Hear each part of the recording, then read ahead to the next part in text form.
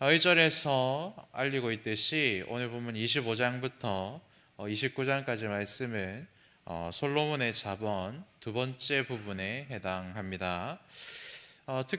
특별히 좀 독특한 것은 무엇입니까? 이 2부에 해당하는 이 말씀을 편집한 자들이 히스기야의 신하들이다라고 밝히고 있다라는 것이죠.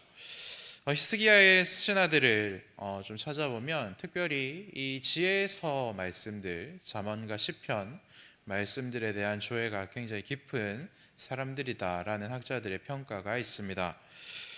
왜 이렇게 히스기야의 신하들은 지혜서 말씀에 조예가 깊고 그리고 그 의미를 잘 탐구하고 그것을 잘 가르치던 사람들이 되었겠습니까? 그것은 그들이 섬겼던 왕인 히스기야가 하나님 앞에 의로웠고 정직하여 하나님을 온전히 섬겼던 왕이기 때문입니다.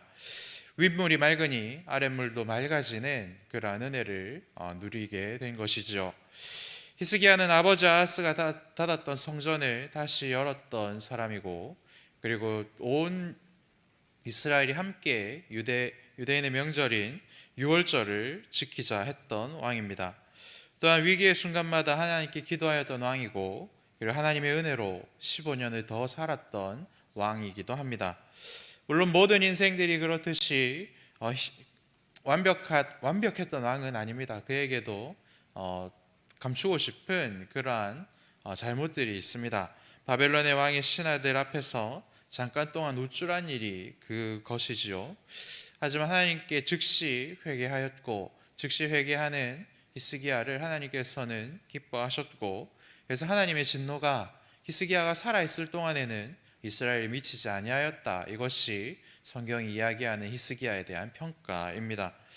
이러한 배경 속에서 히스기야의 신하들은 지혜서 말씀을 연구하고 기록하고 보존하는 데 힘을 썼고, 그리고 이 솔로몬의 잠언을 편집할 수 있었다라는 것입니다. 그리고 25장 말씀을 이렇게 맥락을 이렇게 쭉 살펴보면 25장 말씀은 어쩌면 왕궁에서 근무하는 공무원들이나 아니면 왕을 섬기는 신하들에게 주는 그러한 행동 지침으로 사용되었던 문서일 수도 있겠다라는 그러한 생각도 듭니다. 왜 그렇습니까? 왕이 어떠한 일을 하는 사람인지, 그리고 왕을 어떻게 잘 섬겨야 하는지, 그리고 어떠한 자가 왕의 마음을 시원하게 할 수 있는지, 이러한 것들을 나열하고 있기 때문에 그렇습니다. 군대에 가면 처음 배우는 것이 복무신조라는 것이 있습니다. 이제 군인으로서 어떠한 일들을 해야 되는지를 이제 외우고 그대로 살아갈 수 있도록 도와주는 것이죠. 그래서 오늘 본문 25장은 신하들의 그런 복무신조와 같다라고도 볼 수 있습니다. 신하답게 사는 삶이 어떠한 것인가를 알려준다라는 것입니다. 그래서 오늘 본문은 당시의 신하들뿐만 아니라 오늘을 살아가는 우리들에게도 하나님을 우리 왕으로 섬기고 예수 그리스도를 나의 주인으로 삼고 살아가는 우리들에게도 같은 지혜의 말씀이 될 수 있습니다. 그래서 오늘 본문이 말하는 지혜가 무엇인지 우리 함께 살펴보고 주신 말씀을 붙들고 기도하는 복된 시간 되기를 소망합니다. 먼저 알려드렸듯이 우리가 오늘 누려야 할 복 중에 첫 번째 되는 복은 윗물이 맑고 아랫물도 맑은, 그래서 온 교회와 온 가정과 온 나라가 함께 즐겁고 거룩한 복입니다. 히스기야 시대는 윗물을 바꿀 수 없는 시대였습니다. 그래서 악한 왕이 태어나면 다 같이 악한 그 길을 걸어갈 수밖에 없고, 간간히 나타나는 좋은 왕들을 통하여서만 하나님께 나아갈 수 있는 시대였습니다. 그런데 오늘 이 시대는 어떻습니까? 우리는 투표라는 것을 통해서 5년에 한 번씩 윗물을 바꿀 수도 있고 유지할 수도 있는 그런 복을 받고 살아가고 있습니다. 한국 사람들의 특징 무엇입니까? 아무 말도 안 하고 5년 동안 잘 참아주다가 잘한다 싶으면 한 번 더 하게 해주고, 그리고 못한다 싶으면 바로 교체할 수 있는 그런 힘을 가진 사람들입니다. 굉장히 정치 수준이 높은 그러한 사회이지요. 정치 수준이 이만큼 높은 만큼 우리들의 신앙과 믿음의 수준도 높아야 하는 것입니다. 대통령은 5년마다 바꿀 수 있는데 내 신앙 어떻습니까? 매일 새로운 물로 바꿀 수 있는 것이지요. 믿음에 방해되고 내 믿음을 괴롭히는 내 믿음을 악한 것들로 인도하는 그런 더러운 것들을 매일 기도의 자리로, 이 새벽 기도의 자리에 나와서 갈아치울 수가 있는 것입니다. 하나님께 솔직하게 내어놓고 하나님 이것을 용서해 주십시오라고 우리가 엎드리기만 하면 하나님께서는 그 모든 악한 것들 깨끗하게 만들어 주시고 우리가 이 땅을 거룩하게 살아갈 수 있는 힘을 주신다라고 약속하셨습니다. 기도와 말씀으로 충만한 자들에게 성령으로 또한 충만하게 해주겠다 하나님께서 약속하셨지요. 이 약속을 붙들고 우리는 오늘도 기도해야 하는 것입니다. 나라 살림 잘 못하면 우리가 반드시 책임을 묻듯이 내 영혼과 내 믿음의 책임자인 나에게도 그러한 책임을 물을 수 있는 힘이 필요한 것이죠. 그래서 나를 항상 말씀을 통해서 잘 살피고 거룩함으로 무장하는 시간을 오늘 이 새벽 가지시기를 축복합니다. 그래서 우리가 이 거룩함을 위하여서 기도하고 하나님께 엎드리기만 하면 하나님은 반드시 우리의 윗물과 우리의 아랫물을 맑게 만들어 주십니다. 이렇게 우리들에게 하나님의 영광을 드러내시는 그 복을 충만히 누리시기를 축복합니다. 두 번째로 오늘 말씀이 우리들에게 주시는 지혜는 무엇입니까? 겸손한 마음으로 무장하라라는 것입니다. 겸손에도 여러 가지 달란트, 여러 가지 모습이 있지요. 오늘 이 시대에 한국 사람 중에 가장 겸손한 사람을 꼽으라고 한다면 어떤 사람을 꼽을 수 있을까 이렇게 생각을 해봤는데 저는 영국에서 활동하고 있는 축구 선수 손흥민 선수가 떠올랐습니다. 엊그제도 2골을 넣었지요. 그래서 질 뻔한 경기를 이렇게 비기게 만들었습니다. 슈퍼스타이지요. 그리고 그 팀에서 주장도 맡고 있습니다. 그 선수가 그 팀의 주장이 되고 나서 굉장히 어려울 것이라고 예측했던 팀이 굉장히 좋은 성적을 거두고 있습니다. 슈퍼스타이죠. 그런데 그 선수가 자기를 높이고 우쭐대는 그러한 인터뷰를 한 것을 본 적이 없습니다. 항상 팀과 동료들, 스태프들 그리고 팬들에게 그 모든 영광을 돌리는 인터뷰를 합니다. 그런데 그의 인터뷰가 대단한 것은 그의 말과 행동과 그리고 생각들이 일치하더라라는 것이죠. 그래서 립 서비스만 잘하는 사람이 아니라 그의 삶이 말로 나온다라는 것을 그 선수를 아는 사람들이라면 모두 다 알고 있습니다. 이렇듯이 겸손은 하면 할수록 모자람이 없는 것이고 그 사람을 더욱 빛나게 만들어주는 힘이다라는 것을 알 수 있죠. 그리고 겸손한 사람은 그 주변을 기쁘게 만들고 또한 하나의 덩어리로 한 팀으로 만들어주는 그러한 힘도 가지고 있습니다.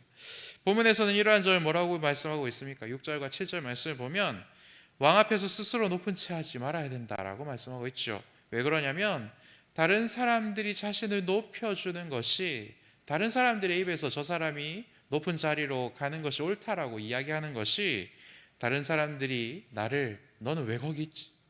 내려가 라고 이야기하는 것보다 낫기 때문이다라고 설명하고 있습니다. 그 분야의 최고인 사람이 자신을 낮추기 시작하면 더욱더 높아지고 더욱더 빛이 나는 것이죠. 그 사람의 자리가 낮은 곳이 아니다라는 것을 주변 사람들이 더 잘 알고 있고 그 사람을 더욱더 높여주기 때문에 그렇습니다. 하나님을 믿는 사람들, 우리들도 마찬가지이죠. 우리는 왕 대신 하나님 앞에 서 있는 사람들입니다. 그 누구보다 높으신 하나님께서 우리를 천한 자다, 너희들이 있어야 할 곳은 저 죄의 자리다라고 말씀하시지 않으시고 가장 높은 자리, 내가 받는 영광과 너희들이 받는 영광이 동일할 것이다, 내가 그곳으로 너희들을 높여주겠다라고 약속하지 않으셨습니까? 그래서 우리가 하나님의 말씀대로 순종하여 베드로전서 3장 말씀대로 겸손한 마음으로 하나님 때문에 고난을 받는 일을 우리가 겪기 시작하면, 고난의 자리로 찾아가기 시작하면, 겸손한 자리로 우리가 나아가기 시작하면 하나님은 우리를 높은 곳으로 올려주시고 우리가 있어야 할 곳이 어디인지를 온 세상 사람들에게 알려주고 너희들의 이름을 높여주겠다라고 약속하셨습니다. 믿음과 말과 삶이 일치할 때에 하나님께서는 이토록 놀라운 은혜들을 우리들에게 베풀어 주시겠다라고 약속하신 것이죠. 이 약속을 붙드시고 가장 기쁜 것으로 여길 줄 아는 복을 누리시기를 바랍니다. 그럼 마지막으로 우리들에게 알려주시는 지혜는 무엇입니까? 인내와 절제가 있어야 한다라는 것입니다. 그리고 이것을 그냥 끝까지 참아야 된다, 그냥 큰 시간만 들이면 할 수 있다라고 말씀하는 것이 아닙니다. 이 인내와 절제를 정확하게 알 수 있는 것은 우리들의 입에서 무엇이 나오느냐, 부드러운 말이 나온다면 그것은 인내와 절제가 맞는 것이고, 험한 말, 악한 말이 나오면 그것은 그냥 시간만 벌어준 것이다 라는 것을 우리들에게 알려주고 있는 것이죠. 인내와 절제, 이것은 자기 힘이 강하면 강할수록 빛을 발하는 지혜입니다. 자신을 잘 컨트롤하고 평정심을 잃지 말아야지 할 수 있는 지혜라는 것입니다. 어제도 저희 집에는 이런 인내의 시간들이 필요했습니다. 그 5살짜리 제 아들이 이제는 많이 커가지고 말로 대답을 또박또박 잘해요. 그리고 되게 장난도 많이 치고, 누굴 닮았는지 모르겠는데, 그래서 제가 앉는 자리가 있는데 거기에 앉아가지고 안 비킵니다.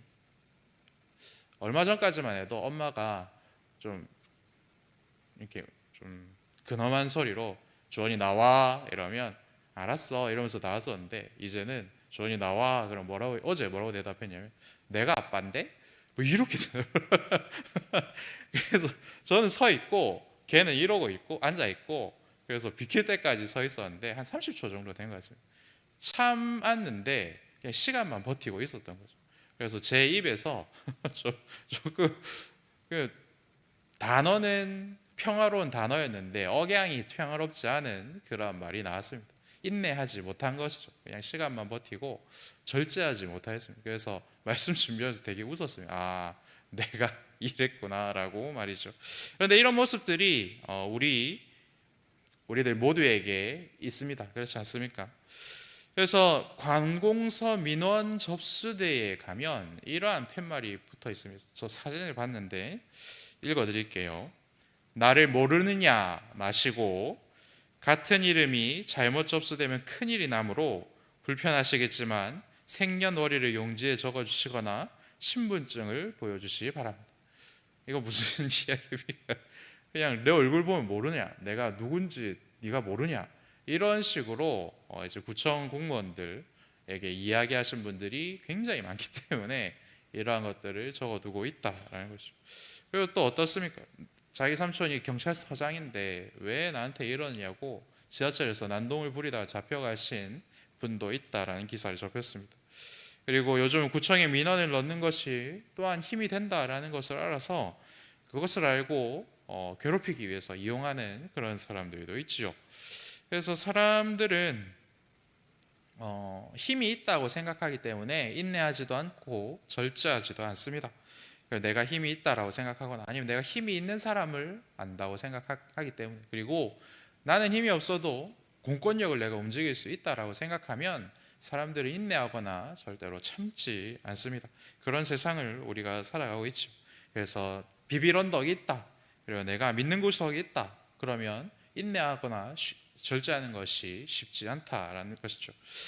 내가 가진 힘을 이용해서 이것을 해결해 보려고 하는 것이 모든 인생들의 모습이라는 것입니다. 그래서 이것에 대해서 8절 말씀을 읽어보면 어떻습니까? 힘이 있다면, 힘이 있기 때문에 그것을 더더욱 휘두르지 말아야 된다. 그리고 더더욱 서두르지 말아야 된다라고 말씀합니다. 그리고 다투지 말아야 된다고 말씀하시는데, 이 다투다라는 이 단어의 뜻은 법정에 간다, 법정에서 누가 옳고 그른지를 다툰다라는 의미로 보시면 됩니다. 그래서 힘이 있다고 해도 서두르지 말고, 서둘러서 힘을 꺼내지 말고, 그리고 법정에 가는 일도 하지 말아야 된다라고 우리들에게 알려주고 있습니다. 왜 그렇습니까? 한 번, 두 번은 내가 가지고 있는 힘을 이용해서 내가 원하는 결과를 얻을 수는 있을 것입니다. 시원한 결과를 맞이할 수도 있겠죠. 그런데 그러한 일들을 우리가 하다 보면 어떻게 된다라고 말씀하십니까? 그 일 때문에 나보다 더 힘 있는 사람이 똑같이 나에게 부끄러움을 줄 수도 있는데, 그때 너희가 어떻게 그것을 감당할지 모른다. 성경은 미리 우리들에게 알려주고 있는 것이죠. 그렇기 때문에 너희들 인내하고 절제하고 마음의 평정심을 가지고, 그래서 너희들의 입과 말과 행동에서 나오는 것이 지혜로운 것으로 채워야 한다. 그것을 유지해야 한다라고 우리들에게 알려주고 있는 것입니다. 그래서 그러한 것을 잘 해낼 때 우리가 신하된 자로서 우리들의 주인 되신 왕의 마음을 시원하게 해드릴 수 있는 그러한 자들이 될 수 있다라고 우리들에게 분명히 알려주고 있습니다. 그렇기 때문에 우리들도 이 땅에 살아가는 우리들도 이렇게 살아야 되는데, 그렇다면 이 히스기야의 신하들은 히스기야를 섬기는 자들이기 때문에 이렇게 살아야 된다면 우리는 왜 오늘 이 땅에서 그러한 삶을 살아야 되는 것입니까? 아까도 말씀드렸듯이 우리는 예수님을 왕으로 모시는 자들이기 때문에 우리는 이 땅을 더욱 치열하게 지혜롭게 살아야 됩니다. 예수님은 마귀 사탄을 이길 힘이 있었습니다. 그렇지만 말씀으로 인내하셨지요. 그리고 십자가 위에서 충분히 내려오실 수 있었지만, 하지만 그곳에서 자신의 힘을 쓰는 것을 절제하셨습니다. 끝까지 버티신 것이죠. 그리고 우리들에게 보여주신 사랑은 무엇입니까? 완전히 죽어주시는 것입니다. 이 세상 누구도 예수님보다 힘이 강하고 능력이 넘치는 분이 없었습니다. 하지만 그는 십자가 위에서 죽는 것을 선택하셨습니다. 그것으로 사랑을 우리들에게 보여주신 것이죠. 그리고 그 사랑을 보여주심으로 복음의 아름다운 말을 우리 입속에 담아주셨습니다. 그래서 우리도 인내할 수 있고 절제할 수 있고 복음의 아름다운 말로 평정심을 유지하고 나에게 못되게 구는 사람들, 그 사람들에게 사랑의 말을 전할 수 있는 그런 기본적인 힘을 우리들은 받았습니다. 사랑하는 여러분, 진짜 영광과 진짜 겸손의 밝은 빛이 예수님께 있습니다. 예수님을 쫓아 사는 사람들은 그 누구도 그 밝은 빛을 내는 것을 막을 수가 없지요. 이 세상은 아무리 가리려고 해도 그 빛을 막을 수가 없습니다. 윗물이신 예수님의 거룩함을 아랫물인 우리들도 오늘 함께 받아서 거룩한 그런 삶을 살아내고, 예수님의 겸손으로 우리도 오늘 또한 겸손해지고, 예수님의 인내와 절제와 사랑의 말로 우리도 또한 무장하게 되면 하나님께서 우리가 가는 모든 자리와 우리가 참여하고 있는 이 모든 모임과 그리고 우리가 함께 살아가고 있는 이 모든 이웃들에게도 함께 하나님이 주시는 평화를, 진정한 평화를 누리게 할 줄 믿습니다. 하나님께서 오늘 우리들에게 원하시는 것이 바로 이것이죠. 그러니까 오늘 주신 말씀 붙들고 이 지혜를 함께 충만히 누리는 저와 여러분들 되시기를 축복합니다. 기도하겠습니다. 하늘에 계신 우리 아버지의 이름을 거룩하게 하시며 아버지의 나라가 오게 하시며 아버지의 뜻이 하늘에서와 같이 땅에서도 이루어지게 하소서. 오늘 우리에게 일용할 양식을 주시고 우리가 우리에게 잘못한 사람을 용서하여 준 것 같이 우리 죄를 용서하여 주시고 우리를 시험에 빠지지 않게 하시고 악에서 구하소서. 나라와 권능과 영광이 영원히 아버지의 것입니다. 아멘.